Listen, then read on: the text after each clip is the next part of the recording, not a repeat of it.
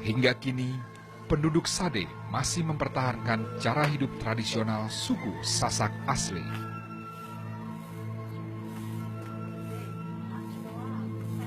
Warga Sade bertempat tinggal di dalam rumah yang terbuat dari anyaman bambu dan beratapkan rumbia atau alang-alang.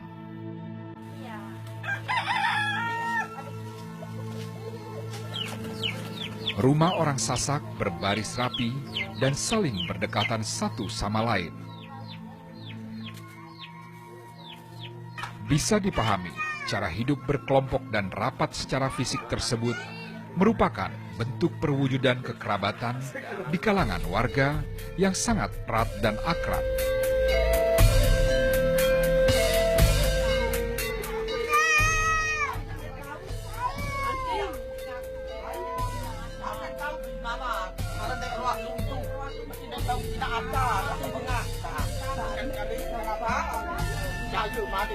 Hari ini ada yang istimewa.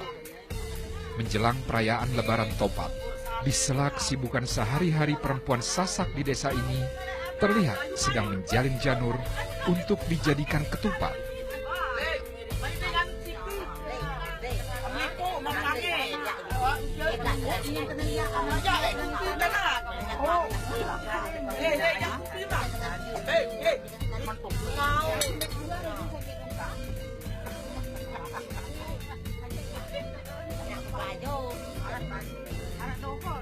Sudah menjadi tradisi di dalam komunitas suku Sasak untuk melaksanakan Lebaran Topat itu di hari ke-7 bulan Syawal.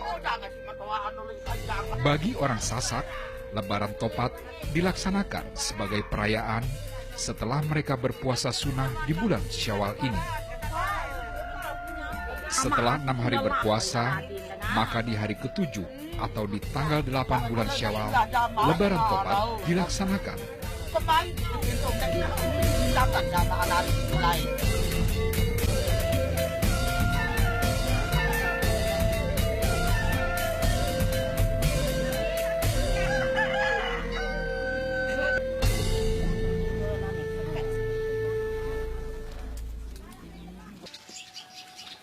Allahu Akbar, Allahu Akbar, Allahu Akbar.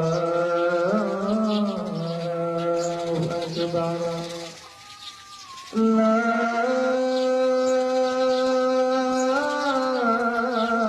ilaha illallah, Allahu Akbar. Wa subhanallahi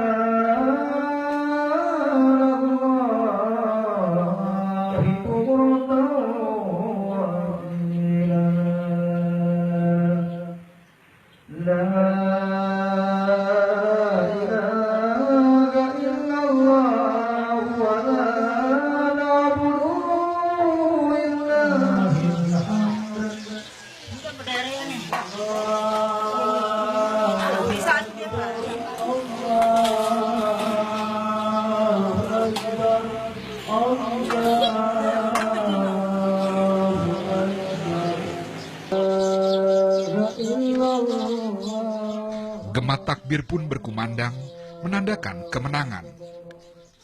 Para lelaki berkumpul di dalam masjid guna melaksanakan sholat sunnah berjamaah.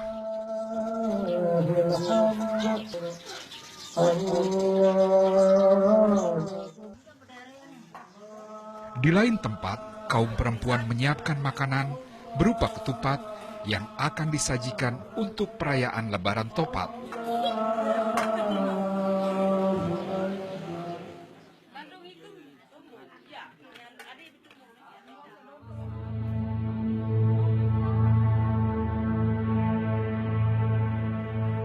Ada Lebaran Topat. Jadi Lebaran Topat itu secara agama lebih merupakan upacara penutup puasa sunat Syawal di hari ke-8, menutup puasa selama 6 hari, mulai hari kedua sampai hari ke-7 di bulan Syawal itu. Pada hari Lebaran Topat itu hari kita memutuskan puasa Syawal.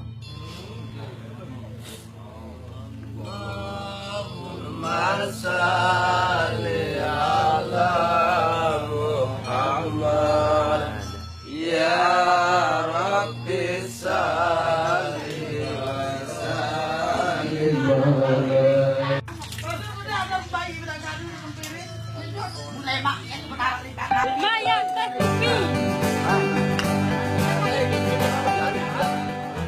Puncak prosesi Lebaran Tobat ini ditandai dengan makan bersama seluruh warga desa.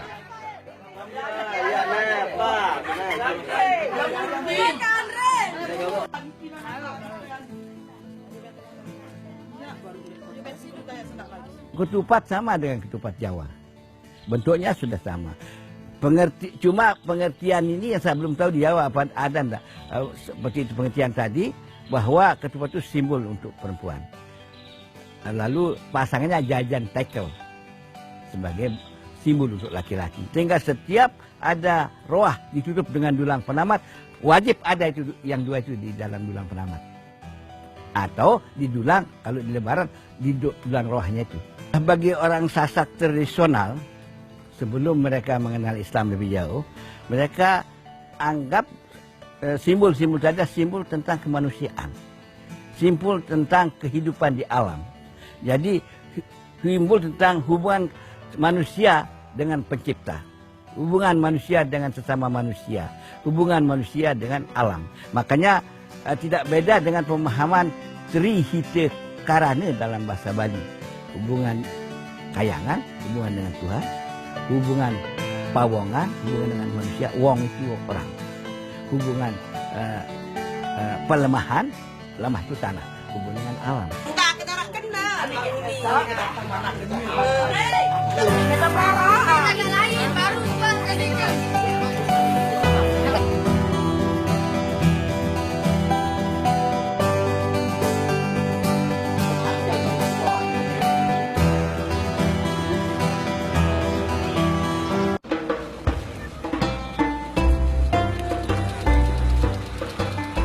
Sebelum masuknya agama Islam di bumi Selaparang, masyarakat Pulau Lombok berturut-turut lebih dahulu memeluk kepercayaan animisme, dinamisme, serta agama Hindu.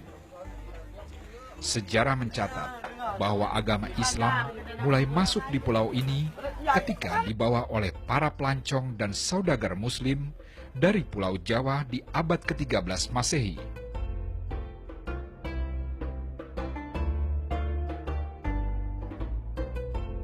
Kalau mengenai datangnya Islam ke Lombok itu, berdasarkan catatan sejarah di sini, memang ada beberapa tahapan. Ada periode pendadaran awal, pendadaran 1, ada pendadaran 2, ada pemantapan 1, ada pemantapan 2, dan seterusnya. Di dalam pendadaran awal yang dimulai di abad ke-13, Islam itu datang dari Majapahit. Dibawa oleh orang-orang Majapahit yang baru saja menerima Islam, baru melakukan pengakuan sebagai Islam dari orang-orang Demak. Nah, inilah yang kemudian masuk menjadi komunitas orang Sasak Sembalun sekarang, melahirkan di sana Islam yang disebut Tau Buddha Gama Buddha. Orang Islam yang baru berislam, belum menjalankan syariat agama Islam. Ya, Buddha itu diterjemahkan secara bahasa, secara logika bahasa awam artinya. Orang awam. Orang awam ini belum menjalankan syariat agama Islam. Masa di periode pendadaran itu cukup lama, 200 tahun. Baru orang Sasak menerima pemantapan kedua yang dibawa oleh Sunan Prapen dari Jawa Timur.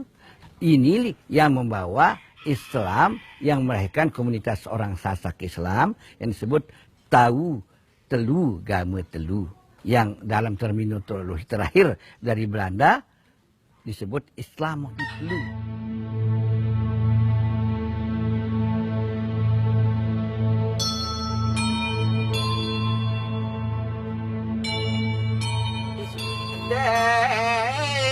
Kurayangan dari Pada awalnya, bahasa yang digunakan dalam menyampaikan ajaran Islam menggunakan bahasa Jawa kuno. Bahkan, kitab-kitab ajaran agama pada masa itu ditulis ulang dalam bahasa Jawa kuno. Proses masuknya agama Islam tidak lantas menghilangkan kebiasaan lama masyarakat. Hal itulah yang membuat adanya akulturasi antara Islam dengan budaya setempat.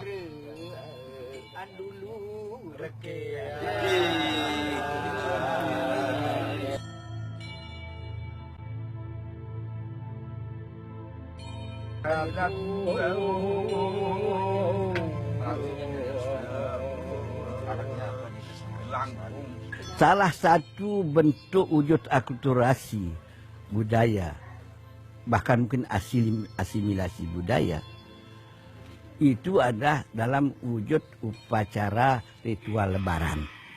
Salah satu dari pengaruh-pengaruh yang lain.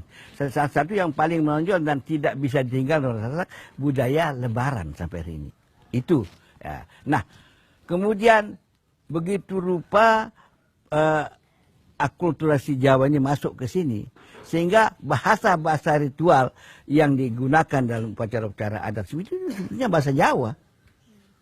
Bahasa Jawa. Jadi yang masuk itu selain sistem kepercayaan, cara beragama, bahasa, permainan rakyat, kesenian rakyat, kerajinan rakyat, itu jelas dari Jawa.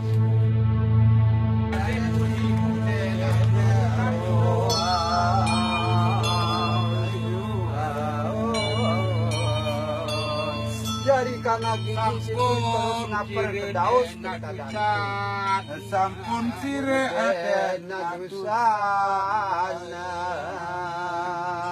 Dari kana gigi situ sebuah kebaikan langsung terus ke daus nasalin ke nampu sutre karaweta. Terus yes ada si kapren. Praktiknya itu sampai hari ini hampir semua upacara ritual adat Sasak itu disebut roh. Roh. Dari jamaknya roh. Dari kata arwah. Kenapa? Dalam sistem kepercayaan Jawa, Bali, Sasak, segala sesuatu itu hubungannya dengan selain kepada Allah, Tuhan, Gusti Allah kalau di Jawa, tentu kepada leluhur. Ya, hubungan dengan leluhur itulah yang dikatakan menjadi hubungan dengan arwah. Maka lahirlah kata roh.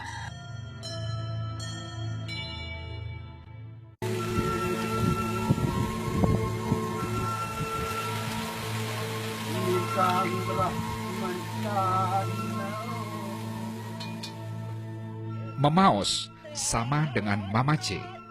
Memaos berasal dari kata maos yang berarti membaca. Hanya saja memaos digunakan untuk pilihan kata yang lebih halus dari kata mamace yang lebih banyak digunakan oleh kalangan awam. Dalam menerjemahkan lontar tersebut, seorang bujangga yang bertugas selain mengartikan yang tersurat, juga yang tersirat. Ia bertugas untuk menafsirkan maksud dari syair yang tertulis dalam lontar tersebut. Saking kesalnya, kenapa si Rafa ini, si raja ini, tidak ada satupun masyarakat atau A'udzubillahi minasyaitonirrajim. Bismillahirrahmanirrahim. Assalamualaikum warahmatullahi ta'ala wabarakatuh. Ginada awanti wanti Lantan janji nule tanggal 20 bulan 10 sauan terbajak putu sini edak dedai sang raya ya sekali marak perjanjian situ terbau coba nyali terbau nyali situ ngendi ke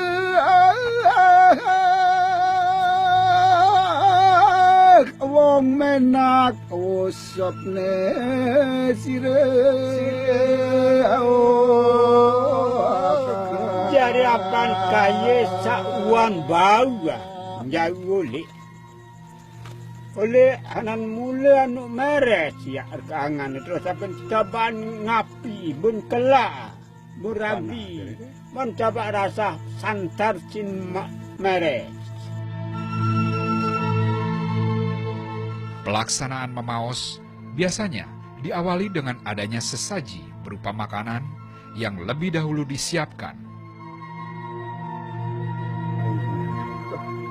Jadi isinya lontar itu bagaimana tuntunan beragama, bagaimana tuntunan berbudaya.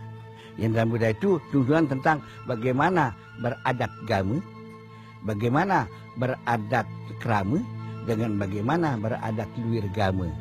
Yang semuanya sudah dengan adat tafsila namanya. Adat yang mengatur tentang akhlakul karimah tadi. Jadi setiap cara apapun yang dilakukan Ustaz itu wajib dia dilakukan dengan adat tafsila itu. Supaya jangan melanggar adat. Nah, jadi lontar ini banyak sekali sini. Jadi ada dua bentuknya. Ada bentuknya dalam bentuk prosa lirik. Ada bentuknya dalam bentuk syair. Atau macam-macam. Ya tentang agama, tentang kisah-kisah Nabi. Ngambil dari kisah surah Anbiya juga seperti tadi. Tentang Nur Muhammad misalnya. Ada juga. Namanya beda-beda. Ada namanya Juwarsah. Juwarsah itu dalam bahasa Sasak cerita tentang Nabi. Makanya mereka dalam bujangga yang betul itu selalu mengaitkan cerita itu dengan pri kehidupan yang santun, yang apa namanya, yang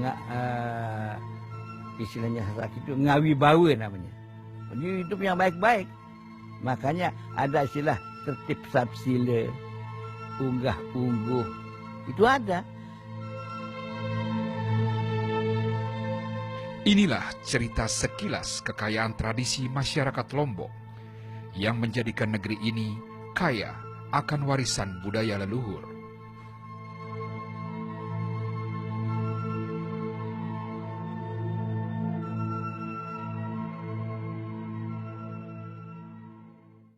Saya harap balik berpadu kaku Saili.